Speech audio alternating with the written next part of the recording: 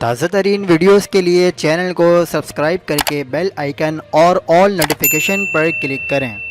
حق پاکستان نیوز کے ساتھ میں ہوں محمد جنید اسدی۔ عید الفطر کا چاند نظر آنے سے متعلق ماہرین فلکیات نے پیش گوئی کر دی ہے۔ وفاقی حکومت نے عید الفطر پر چھٹیوں کا اعلان بھی کر دیا ہے۔ وزیر اعظم آفس نے عید کی تعطیلات کی منظوری دے دی ہے، نوٹیفیکیشن بھی جاری کر دیا ہے۔ آپ کو بتاتے چلے کہ وزیر اعظم شہباز شریف کو عید الفطر پر 3 چھٹیوں کی سمری بھجوائی گئی تھی، لیکن وزیر اعظم نے عید الفطر پر 4 دن چھٹیوں کی منظوری دے دی ہے۔ 1 مئی کو مزدور ڈے پر عام تعطیل ہوتی ہی ہے۔ 2 مئی پیر سے 5 مئی جمعرات تک 4 چھٹیاں ہوں گی۔ یاد رہے کہ ماہرین فلکیات نے کہا ہے کہ اس سال 30 روزے پورے ہونے کا قوی امکان ہے، جبکہ 2 مئی پیر کو شوال کا چاند نظر آنے کی امید ہے۔ مطلع صاف رہا تو پیر کی شام شوال کا چاند ملک کے مختلف حصوں میں واضح اور دیر تک دیکھا جا سکے گا۔ یوں عید الفطر 3 مئی بروز منگل کو ہوگی۔ مزید تفصیلات کے لیے دیکھتے رہیے حق پاکستان نیوز۔